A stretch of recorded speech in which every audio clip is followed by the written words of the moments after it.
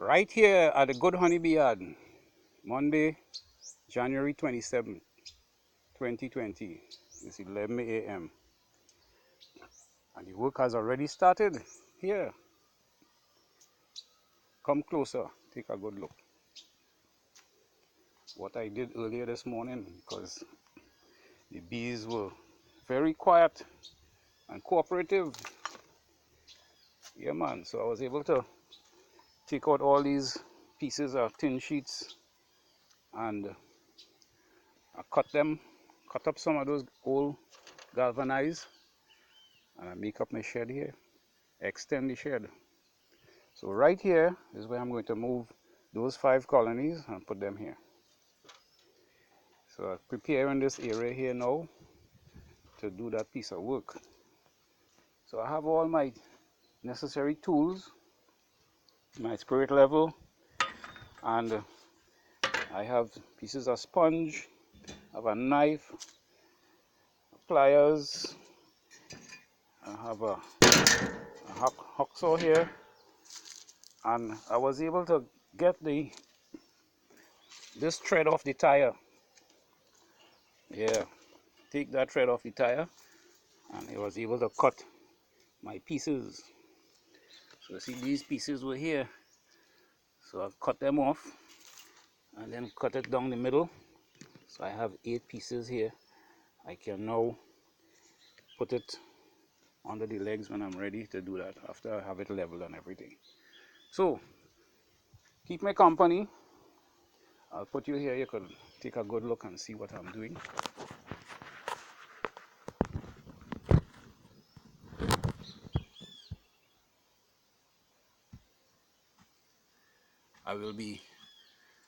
I'll be pausing it from time to time. So I'm going to move that stand there now. I'm going to mark the spot because I have already located exactly where in between that post there where one colony is going to be placed, and then I'll put another one, and so on and so on. So I'm going to be going now to fix the legs. So stay tuned, hold on for that. Take a break now, go and get a coffee or something.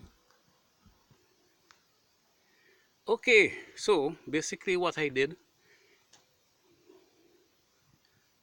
I tried to flatten the surface of the ground by adding some more soil underneath each leg where is necessary, and I put a nice porcelain tile, and then I place the rubber underneath the foot of the leg of this stand here. Look, I have a nice hexagon tile here, but so that the bees will know where to come. I'll put it there as a marker. Yeah, man. Right, so I did the 8 legs.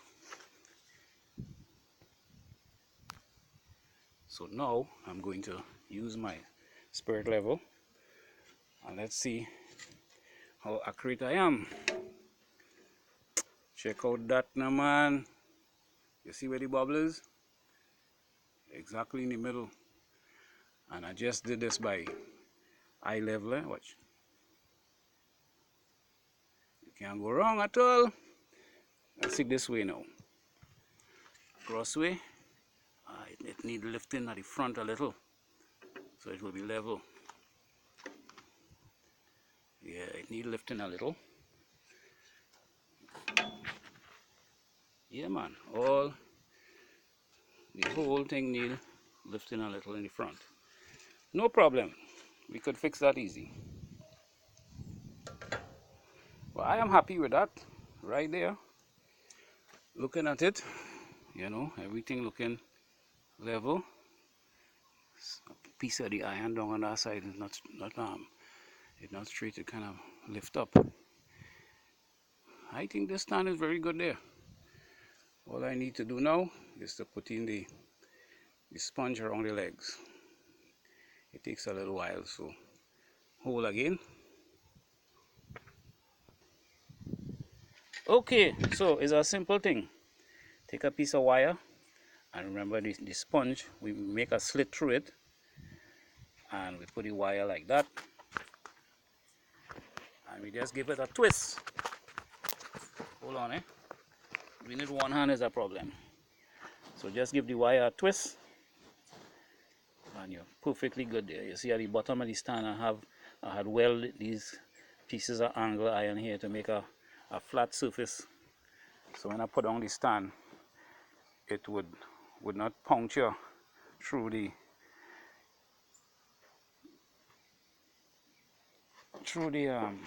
thing heavy boy, through the tire. Right, so here goes. We're going to be putting it in place now, right there like that. Yeah man, that's what I'm talking about. Right, so it's on spot now. Very well, very good. So that's how we're doing it. Oh, I missed out one by. What are you doing here? I miss you all clean. Okay, I'll have to put in that one there. Let me just place this camera here so you'll keep me company now. Right.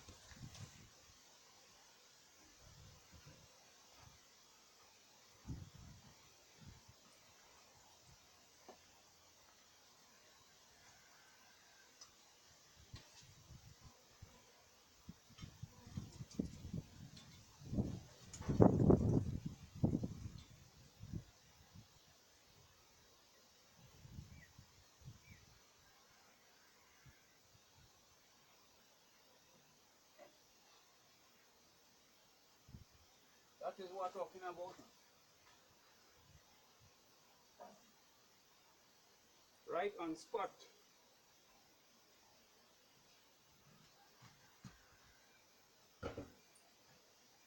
Let me carry on a little tour. This is what we have already. I like to experiment, and do different things at different times. So this here is the container, and you see it have the oil down inside it there. However, I put this piece of tin sheet here to prevent any water from getting into the oil and making a mess. But I'm moving from this method now to this new method I have here by putting sponge onto the legs instead of putting the oil in a container, because what happens is the bees would usually try to get rid of that engine oil smell, and what they do is they would go down inside here to try and get it out, and they just get drowned. And when they get drowned, is a problem. Over time the dead bodies builds up, so I had to try something new. Okay, so everything here seemed to be looking okay. Now on to the next phase. Right, the next phase is to put oil on the legs now or after I put the bees. I'll try putting a little oil now to see how it will soak into that sponge. I still have a little piece of sponge I use.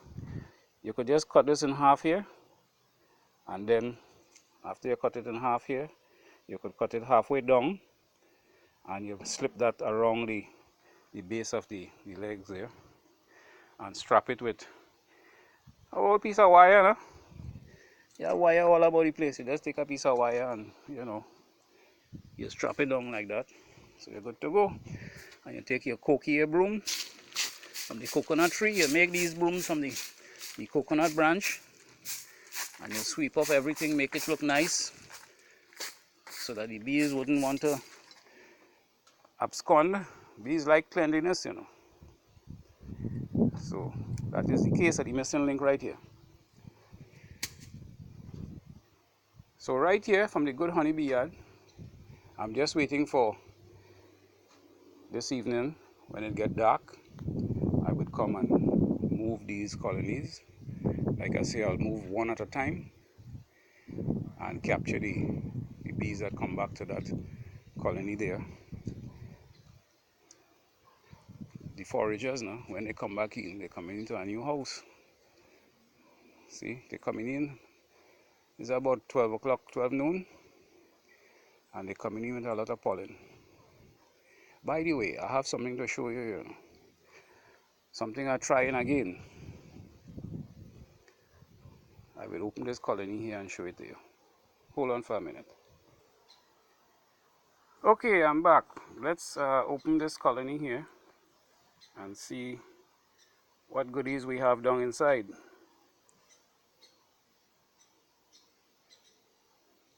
There you go. That's my new method of feeding the bees with the pollen substitute, protein substitute. So what I did, I just placed it on the top of the frames like this, and as you notice, the bees are getting into it very nicely.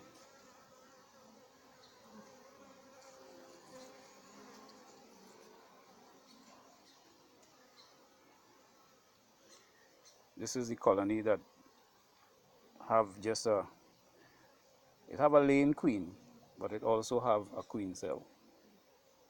This is the patty that I put in here previously, and I noticed they taking it in so nice, so I decided to do it like this instead. This might be even easier. You don't have to put it on no kind of paper and give the bees additional work to, you know, get rid of that paper as time go by. So let's put them back down. This is the one of the colony that I'll be placing closer when I move that bigger colony there, so it'll capture some of the field bees. So that's the new thing I'm doing here at the Good Honey Bee Yard. Yeah man, unless you don't try something, you wouldn't know how it will work, eh? How it will work for you. What I also have is a container with liquid feed. This is those things, you know. This is as you would see, liquid feed here. Yeah, and they're taking it in very, very good. I hope that bee doesn't get drowned there. Somehow or the other, the colony is very quiet and calm today, which is nice. I was able to do all that work on the side without the bees bothering me in any way. I really had to come and, you know, take care of these space that it have in the colonies, you know. I find it have too much space, man. These space causing problem. Look, I have to use propolis here, try and block up them hole. I don't like to have holes in my box, you know. You see what has happened when you have plenty of holes in your box. The temperature is not very well maintained.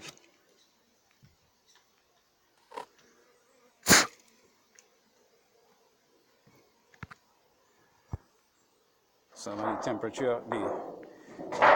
the temperature does get low because all that heat that the bees build up inside is escape through those holes. So it's better you don't have any space and thing. I'll take some of these boxes to the shop and cut off that uneven edge.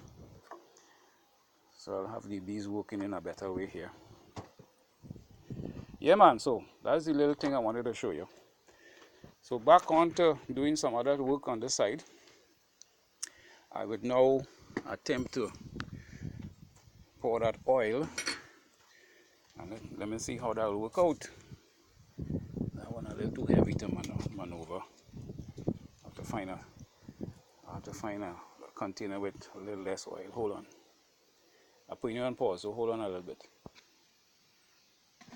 Okay, so we are putting in the oil. I went ahead and put in oil in all the other legs already. So we just putting in the oil like this here now. One thing I should mention, it just occurred to me that The bees are behaving nice as they are now simply because it have plenty kudzu outside. So they're harvesting that kudzu nectar right now. It's nice and hot. So the flowers is letting out the juice. So the bees are taking full advantage of that. The nice thing about these legs is I didn't have to go and buy anything. I just use the materials that I have at hand.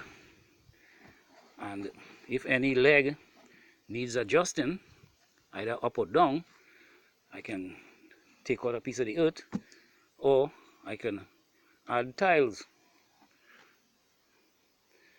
So my stand is very sturdy, as you can see. The bees wouldn't topple over on this at all. So it's just a matter of timing now for me to get these colonies up on this stand. I always attend to my bees from the back, leaving the entrance free so that the bees can go in and out without having me blocking their entrance. Their flight path is what they call it. So I'll be attending to the bees, as you see here at the back, whereas the entrance of the bees is unaffected by my presence. Because I want coming in with pollen and they had to pass through the screening process. You see how they're screening her there? She full with pollen, you know, but they're giving she a little clean out. Maybe she have something on her. Yeah, man. So they're working nicely.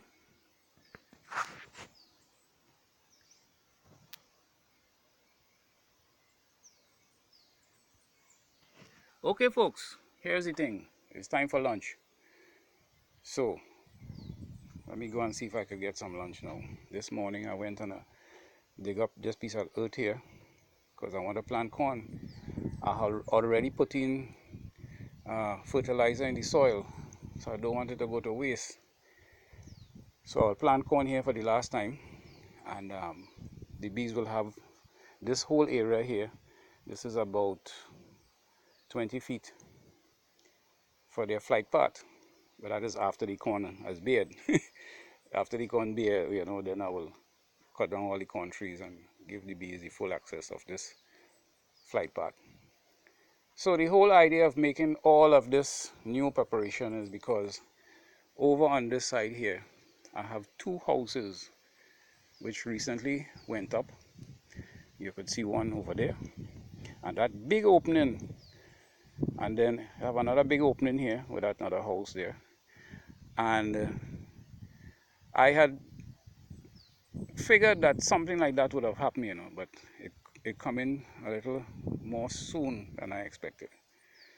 So this is why I planted fig trees over there, to create a barrier of the light that these people would put on the perimeter lights, so that they'll be able to see right around the house in case of any burglary or any intruders of any kind. But those lights are white light, and bees don't like white light. They tend to go to it, and when they go to it, either from the colonies right here, fly to the light, or when they come in late in the evening and they can't see to come in, and you know, they sit down on a branch or something, and you know, they would see the white light, they would tend to go to it, and they will use up all their energy flying and buzzing around that light throughout the whole night. When morning break, they're so exhausted that they cannot fly back and find their colony, so they die out there. So this is the reason why I have to move these 5 colonies here, because when I come here in the night and I stoop down in front of these 2 colonies here, I can see the light coming through there, and I'm not able right now to create any barrier over there. So the best thing for me to do is to move these colonies to face in the opposite direction. The bees usually would do best if they are faced to the east, and for me, east is this way. That is north. So I'm going to be facing the bees to the west on this side. So rather than I have to be losing bees due to these people and this white light,